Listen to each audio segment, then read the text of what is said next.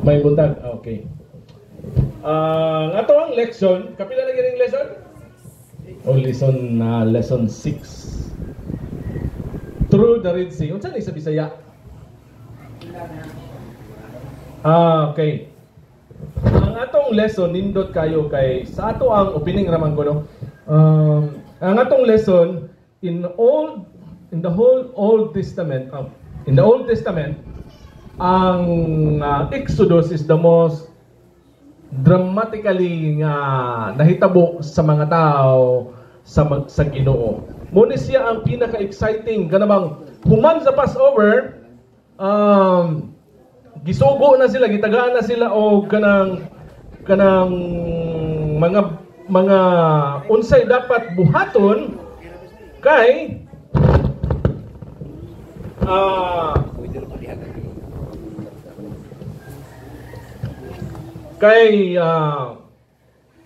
ang nahitabo na kung imo bitong basahon ang Exodus 12:31 ang 30 ana katunang nigawas si Pero. Paggawas ni Pero anang tunga-tungas gabi nakita niya ang iyang anak namatay ang tibuok Israel, ang tibuok Egypt naghinilakay na. Unya niabot sa 31 pagsugod ang atong focus karon mao ang 31 paingon sa 12:31 ngadto sa 15 chapter 15 verse 21 diha ang atong focus sa atong study nining si Manaha. Paggawas ni Pero sakit kayo niya. Giingnan niya si Moses sa ato ang memory verse giingnan niya niingon siya and Moses said giingnan niya sa 31 nga panglakaw na mo. Dala ninyo ang tanan. Unya, giyon sa pagiyang gingon. Dala ninyo inyong mga hayop. Dala ninyo ang inyong mga hayop kamong tanan pag-worship mo sa inyong Ginoo dito sa wilderness. Dayon nindot kay paminawon nga nagsugod na sila baklay, nahuman na tong Passover, nagsugod nagbaklay, excited kayo kung inyo kang i-internalize o inyo hang imaginon nga naata atong panahon na. Nagbaklay ta. Bibo kayo, di ba? Kanang ang grupo na ay mga bata. Usahay siguro samo kay mga bata magdula-dula, lipay kayo ang mga tao, excited kayo. And to the point nga niabot sila nga ang clouds nga lead nila niabot atong point nga wala sila'y kapaingnan. Unya nagbaklay gud sila. Paglingi nila sa likod na ay nag-abog-abog dito nga puting kusuga. Na ay nagkukod. Di ba? In human standpoint, wala gyud sila'y mahimo. Wala sila'y mahimo kay unsa man nila ang atubangan dagat ang kilid pangpang unya sa likod ano grabe ka exciting atong panahon na kanang gubot kay paminawon nga sa kalit lang mura ba kung akong imaginon lagi gisigog tuon na ni ba nagtuon ko nga kung naa ka ko atong panahon ano dili ba ka ako mataranta pod kita di ba sa inhuman point sa atong kwan ba sa atong pagkatawhanon mataranta gyud ta kay nahibalaan nato nga ang mga Israelites, they have little faith sa Ginoo kay dugay kay sila dugay na kay wala sila kailas Ginoo. Unya mixed multitude ni siya kay sa 12 kung imo nang basahon paubos na 12:31 hantod sa atong giingon sa 15. Kanang mga tawhana daghan kay mixed multitude. Siguro puti ng daghana. Puti ng daghanang kasaba sa mga tao kung unsa nang gibuhat. Niabot ang panahon nga wala na gyud sila mahimo nga ang only way nga makatabang nila mao ang divine nga buhat sa Ginoo. Mo ni giingon sa tong lesson the same way sa atong sala. Nga sa atong sala di gyud nato na makaya. Pero nahimo na ang tanan ang dugo ni Kristo dito sa cross maunay ningon natong lesson nga the cross of Christ and what Christ did for us nga mao'y nagpalapas sa atong mga sala dito sa cross o iyahang dugo ingana ka-hopeless ang atong situation tungod sa sala, apan tungod sa dugo ni Kristo aduna tay kaluwasan. Nindot kay pamalandungon mga kaigsunan nga ang teksto memory verse nato nagingon. And Moses said, nindot kay ni kung nakadungog ko ani nga wali sa unang panahon. Do not be afraid, ayaw kamo kahadlok, stand still. Kamo kay mag-stand still. Nga way buhaton mo bitaw tong ingon sa tong lesson. Very exciting nga nang grabe ka kuan kay naay mga steps nga gihimo naman na sa tong lesson. Mahibal-an nato ni kung unsa ka exciting nga atong lesson gikan sa Monday paingon sa Thursday. Diha nato makita nga unsa gid ka exciting nga namang ang clouds ni abot sa likod. Pag abot sa likod sa clouds kanang gitabuna ay gialihan tong mga Egyptians. Kay kung dili wala pa to alihi, malusot na gito sila. Unya si Moses by faith ana ngayang kamot kinsa may dili by faith ato be. Unya wala na gyud kay pagtuo nga patay na gyud ani tanan karon. Unya ang pinakalisod ang words nga ilang giater atong panahon na tungod ba kay walay minteryo sa Egypt gidala minimo diri sa wilderness aron diri milubong. Then kapilanan ila giater sa ilahang journey paingon sa Canaan ingana ba.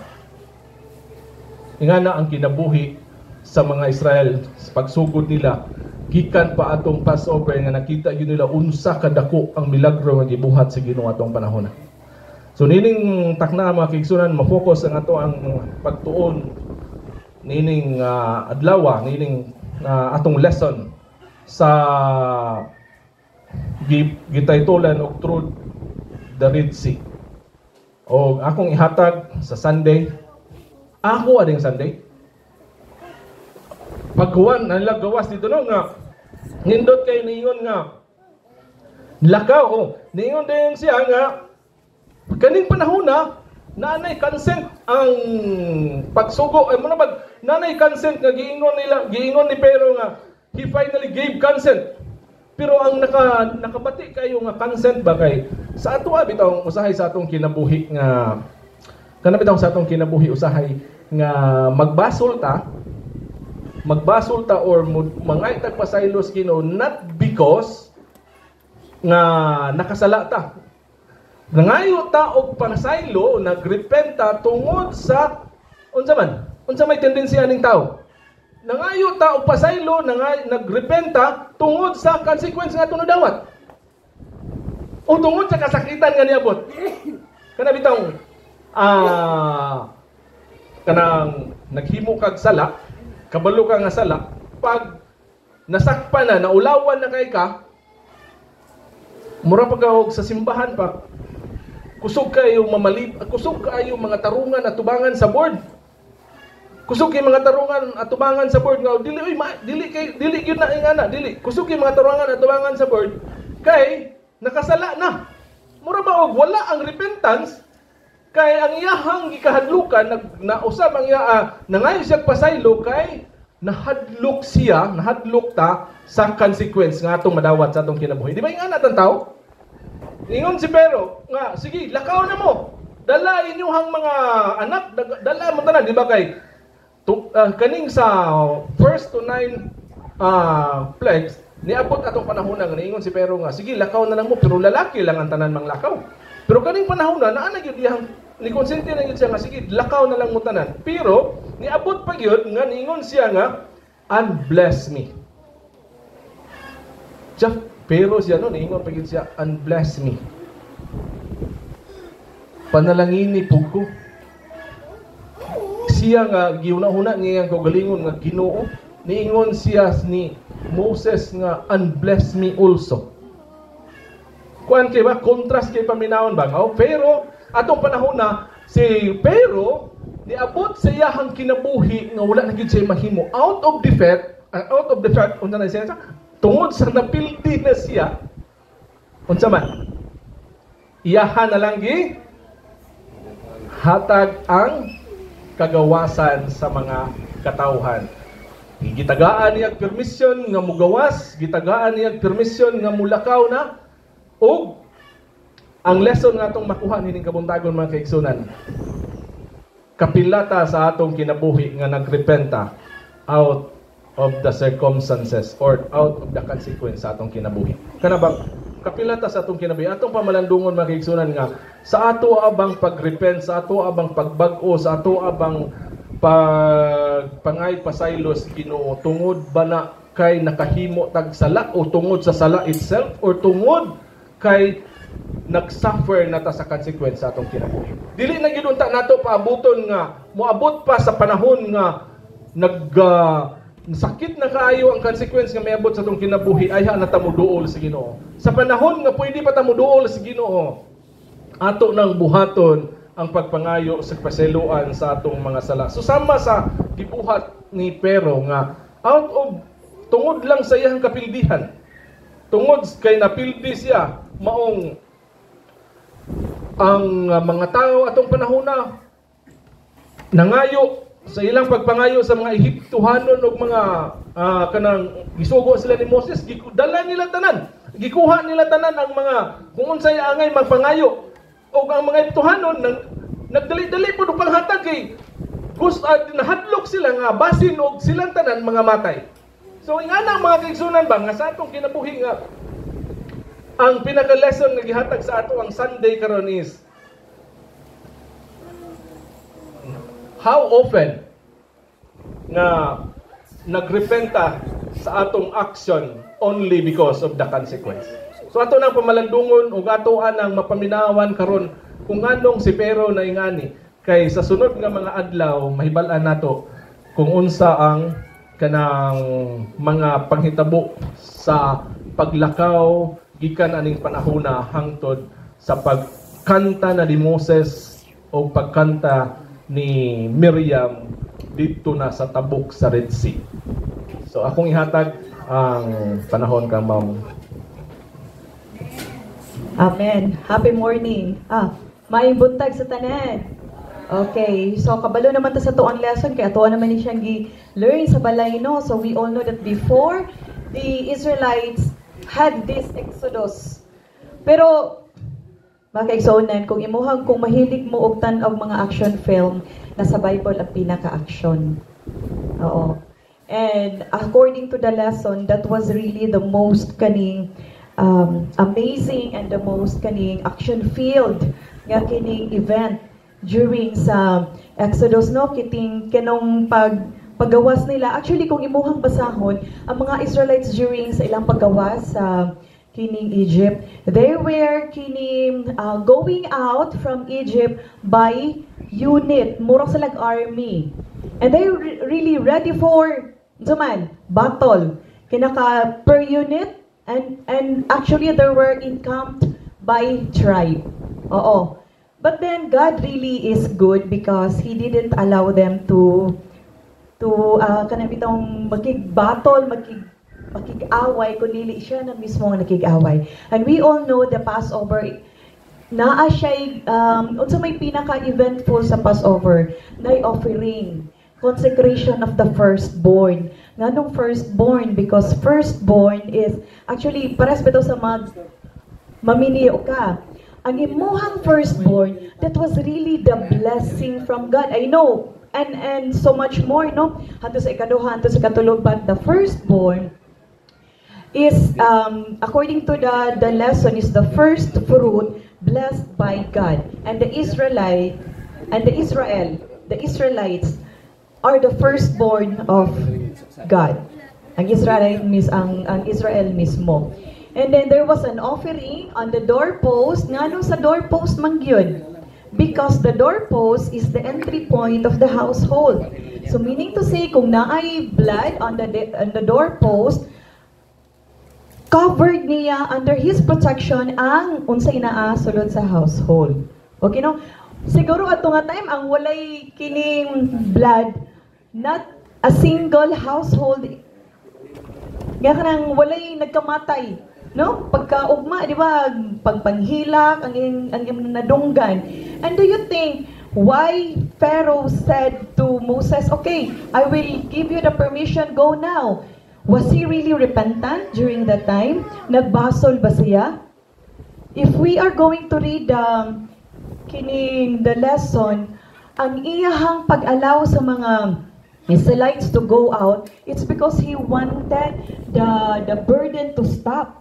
Kay grabe na king kalisod, gikan pa sa mga baki, gikan pa sa kamatay, sa kaning ilahang mga animals, gikan pa sa mga nuts, mga locust, hangtod sa kamatay sa ilahang mga firstborn. Gusto siya nga mahumanag yun ni ang tanan. That is why, murag kumaingon ta, Lord, Moses, gawas na lang mo and please bless me.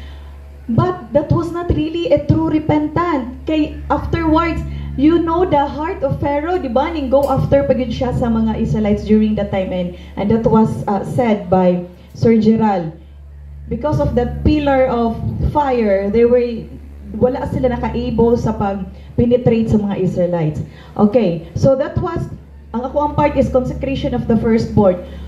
Giun sa pag-offer or giun sa pag-consecrate ang firstborn during sa time. There was, the only requirement for consecration is death, kamatay. Mao na siya nga unsay significance sa blood on the doorpost because that foreshadow the death of Jesus Christ. Shadow lang to siya sa umalabot nga naagyoy lam nga muluwas nato. Okay? So imbis nga kita ang i-offer, kita ang mamatay, God sent His only begotten Son to die instead or to die on behalf of us. Okay? So, mauna siya nga na-offer ta through the blood of Christ. Mauna siya kay importante gyud mga kaigsuunan. Mabitawon ang ako mag-repent gali ta. Not because we wanted to kanang stop the pain that we are suffering in our lives, but that is true repentance. We offer ourselves to God for Him to control our lives.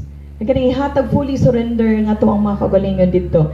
Okay, so I will not go on with the rest of the kining topics kay i-discuss pa na sa uban. Dinhila ko sa consecration. Kung sa importante and the way of consecrating the firstborn is through death, and that death is not us, but Christ Himself gave His only begotten Son to die on our behalf.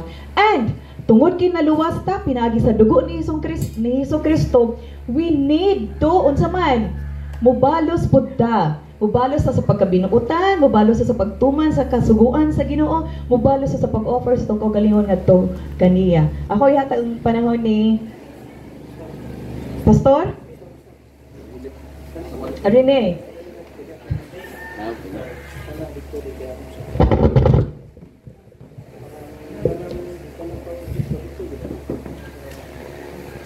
Maiksunan. So, again, happy Sabbath, no? So, nanata sa Wednesday.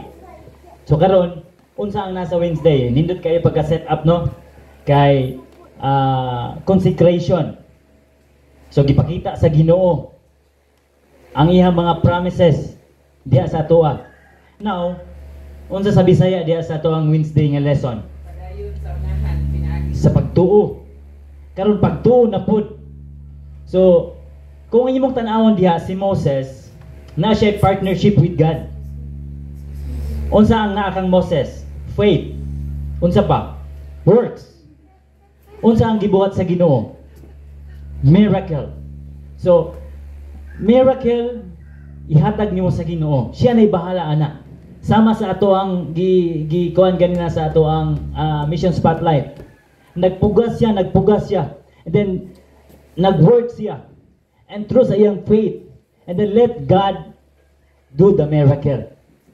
You see mga kaigsunan? And I quote also mga kaigsunan sa ito ang isa kaigsunan niya, na-mention niya ganiya sa iyang mga kabataan. You need to have an intention. Pero kung naka-intention pero wala nimo gi-execute, what will happen? Nothing. You see? So you need to have that faith and works in order to God to do the miracle. You see mga kaigsunan? So muna ang iyahang partnership with God. And then mga kaigsunan, kung imong tanawon diha, gi-stretch pa gyud ni Moses ang iyahang faith. Pag-ingon sa Ginoo, sa iyahang i-stretch imong hand and walk into the river. Stretch.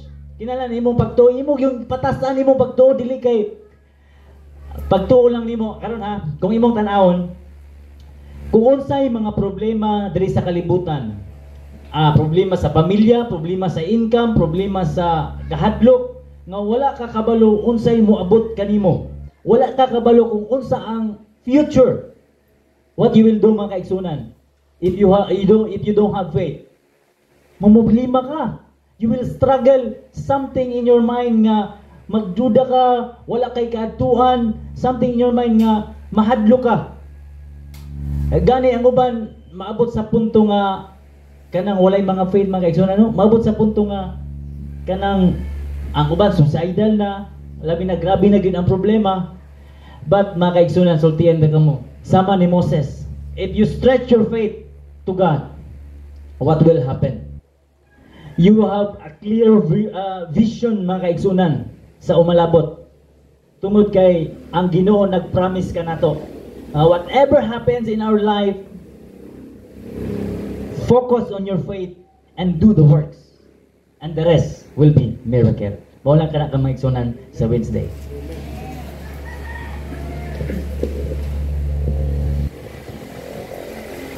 Happy Sabbath mga igsunan. Niata karon sa Thursday atong lesson dira. Kining kuan mga igsunan, kining lesson nato karon sa Thursday, kumana man ang battle ani.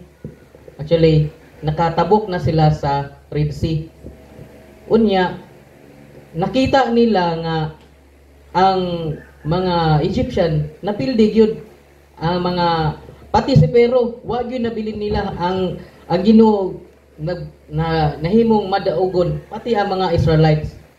Pagkahuman ni ana, kung ikaw naa dito atong i-picture out ba nga sa ilang ka stress ato nga panahon samtang sila wala pa ka kuan tabok, hadlo kay sila ato kay ug maunsa sila.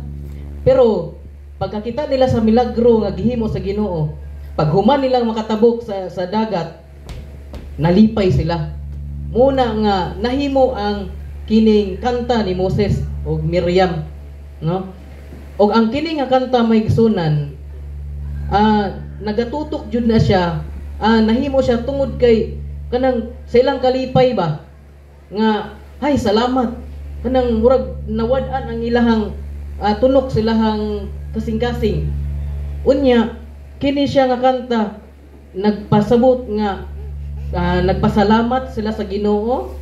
Unya, kanang giisip nila jud ang Ginoo nga, angay nga dahigon tungod sa iyang gibuhat.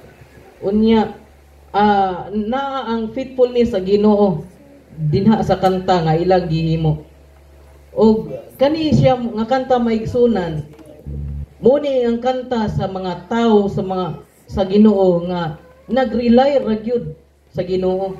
Ang ilahang pagtuo sa Ginoo, ila yung gisalig dito sa ilaha sa Ginoo. O tungod niya na maigsunan, kita pud mismo sa ato ang panahon karon. Makaambit pud ta na maigsunan. Kung basahon nato ang Revelation, naa sa ato ang lesson nga ang mga katawhan sa Ginoo nagkanta pud niya nga kanta katong mga linuwas sa Ginoo, no? Kita pud mismo maigsunan pagkahuman nato ani ato ang mga makalabang ta sa atong mga pagsulay, moabot ang Ginoo, maghimo pud ta sa pagkanta ana, no, pareha sa Israelites. O kana nga kanta maigsunan, nagpasabot pud na sa na adunay bagong chapter ba pag katong paglabang nila sa Red Sea. Ora og kining nahimo nga new chapter silang kinabuhi tungod kay anaa na sila sa yuta nga gisaad sa Ginoo nga ang Ginoo gyud ang makikuban ngadto kanila, dili gyud sila biyaan. So kita maigsunan, bahin sa ato ang lesson karon is kinahanglan aduna gyud tay pagsalig sa Ginoo, no? Kay kung wala tay pagsalig maigsunan, murag lisod jud, di ta gyud ta kahimo og kanta nga malipayon nga atong ma-direct ngadto sa Ginoo nga ato ang pagsimba, mag-alagad sa iyaha. Kay wa man tay pagtuo. No? So kinahanglan ra gyud ta og pagtuo mga igsuonan ug atong buhaton. Kay kung walay pagtuo nga walay buhat, wa gyud po tay mahimo ana. So mo lang na ato ang lesson karon. Thank you very much. Mayong buntag sa tanan. Okay, thank you very much, Brother Rene. So, lipay ta mga kaigsunan, okay? Atong mga kaigsunan gikan sa hospital, basta makagawas na. So, magamit yun na to, nga maayo mo say-say sa mayong balita. Now, dinhi, wala ko'y plano nga mo kuan mga kaigsunan nga gamit aning projector unya kay magamit man namay kang Brother Terso nga presentation kay fingerpoint ro mangyunta niya pero kuan ako na lang ibutang ang projector mga kaigsunan para magamit po ni sa hour of worship. Okay, so medyo taas kung iana lang ni siya, ana lang bangilan lang. Okay, karena pwede rin na pataas ito. So nalang ko yung mga slides diri mga igsoon ng mga pictures. Okay? Okay, ano na? Okay. Ano na lang? Pwede na na. Mabasa naman no? Through the Red Sea.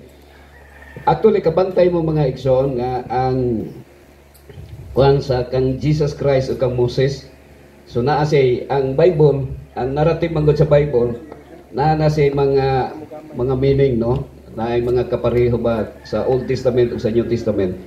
Si Moses sa Old Testament, si Jesus po ang sa New Testament.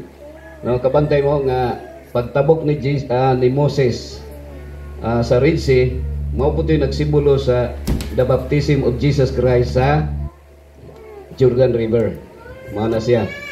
O kabantay mo nga ang decree ni Pharaoh nga ipapatay ang mga male child panahon ni Moses. Sa panahon ni Jesus po ang infant gipapatay ni King Herod. Actually King Herod is an Edomian, no? Anak siya ni Esau. Ang iyang ang iyang ancestor niya. Now pag abot sila og wilderness, kabantay ba mo nga ang Israel o land of Canaan, Sir Nelson, mo dinhilang ang kalayoon niya sa sa Surigao painung sa Davao. Kung ang Davao City mao ang Jerusalem or land of Canaan, ang Egypt mao nang Tacloban dapit sa Tacloban. So nidakop tabok sila sa Red Sea, sa pintuyan dapit. Unya nagbakta sila gikan sa sa Surigao padulong diri sa Davao. Ako lang ikon ha. Ipareho lang. 11 days ra na siya. 11 days ra. Pero ang Ginoo na ay purpose nga actually 2 weeks ha. 11 to 14 days according to the Bible. Pero ngano nga nikabat og 40 ka tuig wa sila kalusot. Kay nagpagulbol man sila. Unya gumikan sila walay pagtuo. Dito ra sila naglatagaw sa wilderness sa Kamingawan, mao nang disyerto Kamingawan.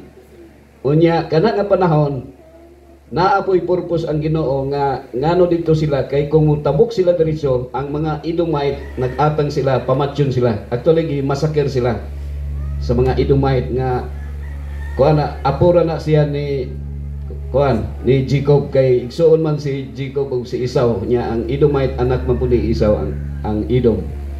So pilay sugilanon si Jesus po di ba gidala siya sa Mount of Temptation. Dito to siya dapit sa Jericho si Jesus. Subalat pa ang Holy Spirit nagdala siya para sulayan siya.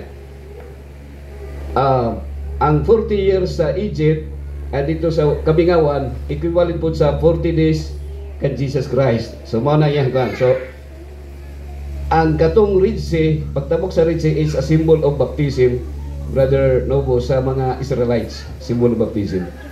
Okay, so dinhi na ko yung mga pictures diri nga ikuan lang nako ha. Ngano man ka nga sila unsa may hinungdan nga sila gikuha sa Ginoo para ang purpose ra para mosimba sila. Ngano man Kay kung mag-helper sila, pila kasagaran basta helper, dili makasimba. O kanang siyempre kung asa ka nagtrabaho, naay ko andre, unsa may gitrabaho di nila sa Egypt. Nay picture na diri mga kaigsunan nga ang Egypt kining mga dagkong bato. Gikuan ni siya. Dito ni katong kuana. Kanang Egypt mga kaigsunan, naanay pyramid, no, pyramid. Nga ang ilahang trabaho magsapsap og bato 25 kilometers padulong sa kuan kato sa Giza. Unya ang bato nila mas tag-as pa sa tao. Ginasapsap na nila. Unya wala sila sakyanan. Unsa may sakyanan nila wa may bakho sa una. Wala may kuan. So ang ilaha ginakargar gyud nila. By thousands ang magdayong. Nikabat nag mga 3,200,000 ka mga bato nga gikuan. Ang belief man sa Egypt is ang Dios nila maong adlaw. So kanang pyramid katong pinakatumoy mao na ang ilang nagsimbol sa race sa adlaw.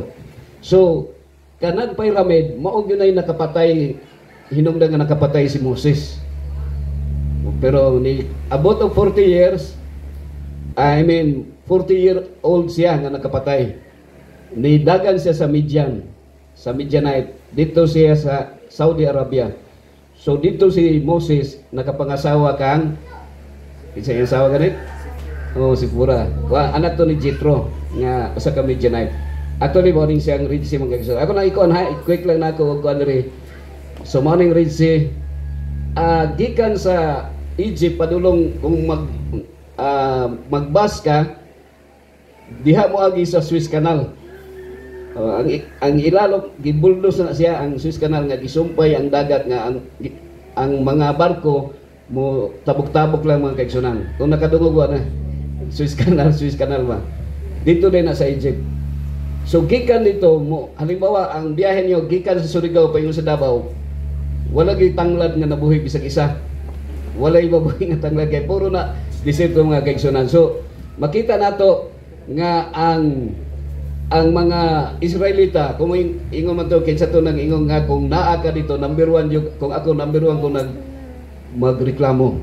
Ngano man kay kung walay tubig ang magbaktas ka halos mamatay ka sa kawhaw. Unya dito lang gani Ma'am Grace sa 2 weeks na mo nga pag-adto dito reklamo gani ko sa pagkaon. Sila dito number 1 nga reklamuhan nila ang pagkaon. So karon gani kita maingon ta nga wala sila pagtuo pero kung kita ka eksperyensyahan kana to number 1 bisag karon gani magbagulbol ta usay kung ano na magbagulbol ta. So mao ni siya mga kaigsunan ang Red Sea. Now makita nato nga ato na lang ikuan ha nga ang pinaka desire gyud nila is to go to land of Canaan. Ang land of Canaan actually comprised na siya sa Jordan nga manang ancient Moab, mga Moabite sa mga tao din na kanang Jordan, Lebanon, Syria o kining Israel. Nakumpusa siya. So land of Canaan. Now, mao ginailang desire. Pero kay balubata sa mga 1 million nga population because the Bible kuan lang og 600 ka mga tao ang ilang gikwenta kay ang babae wala giapil. So kung i-times nimo nga nagminyo sila og katunga atong minyo unya katunga na ay 5 kabuk anak sumukabat og 1 million ang population. You can just imagine dito sa desierto nga walay garden, wala sila'y uman dito, walay basakan. Nya puro gyud na siya batura ang makitaan sa palibot. Ang ilang desire mo adto sa land of Canaan flowing with milk and honey, no? Marang ug durian. Ang milk of honey. Pero dito barang expression na siya. Kay dito may marang dito. No kuara man gyud olive tree naman ang nalito kasagaran og nay mga grapes. Pero pila ra ka buok ang nakaabot katong nakatabok gani sa Red Sea, pila ra ka buok ang nakaabot gyud sa Israel. Pila lang ka buok? Only Joshua and Caleb. So the rest ato nga gikan sa Egypt nangamatay na dito sa within 40 years namatay na sila sa desierto. Dito sila kipanglubong. Mga new generations na lang ang nakaabot sa land of Canaan, which is mauna siya ang Jerusalem mga kaigsunan. So si Moses, even Moses himself, wala siya kaabot sa land of Canaan. Wala siya kaadto dito.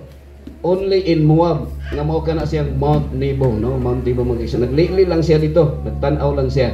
Makita lang nila kay ang lugar mo dito murag pareha diri sa Marilog ba nga makita nimong sa unahan. Ingon ana, no? Actually ang Marilog o kuan Israel ulan og Canaan halos pareho lang mga kaigsunan. So I hope nga kini nga kuan nato sa atong leksyon mao ni ang ilang gi-desire gyud sa kanang mga Israelita nga literal nga Israelita mao ang land of Canaan. Mao na ilang gi-desire.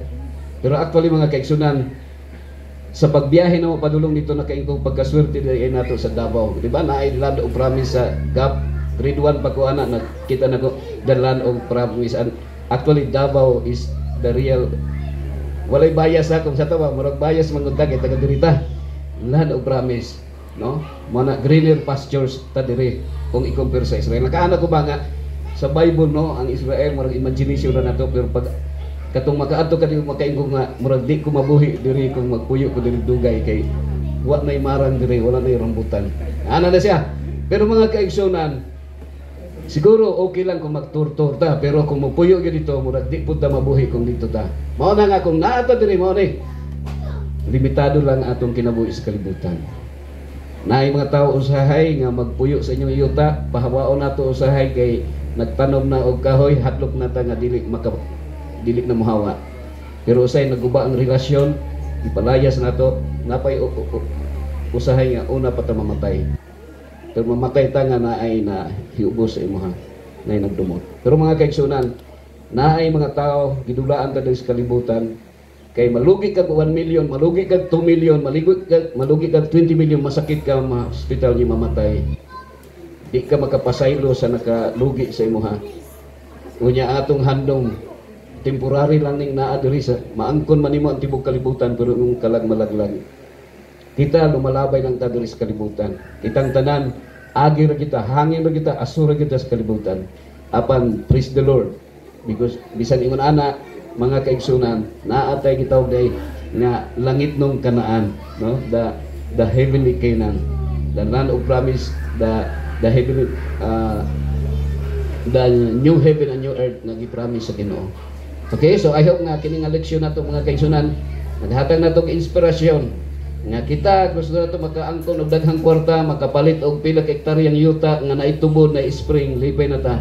But di man bisan si Dison na nitumbling ang iyang motor, namatay siya, pinakadato man na siya sa Davao si Dison nga tag-iya sa Crocodile Park.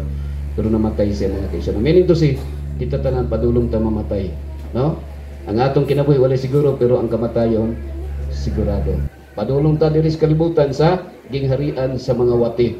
Pero ang atong handom moadto ta sa gingharian sa Dios nga giandam sa tuwa nga didto wala nay sakit, wala nay kagul-anan, wala nay panag-away, wala nay kamatayon. God bless everyone. This is my prayer.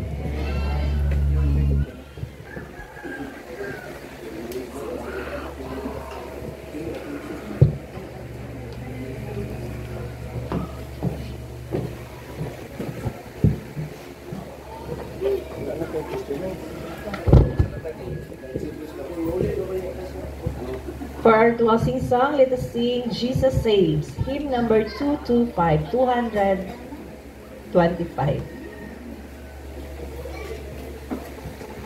Gihangyo ang tanan sa pagtindog. We have heard, sing. We have heard a joyful sound. Jesus saves, Jesus saves. Spread the gladness all around. Jesus saves, Jesus saves. Bear the news to every land. Climb the steps and cross the waves. Onward is our Lord's command. Jesus saves, Jesus saves. Warping on the rolling tide. Jesus saves, Jesus saves. Till to sinners far and wide. Jesus saves, Jesus saves. Sing ye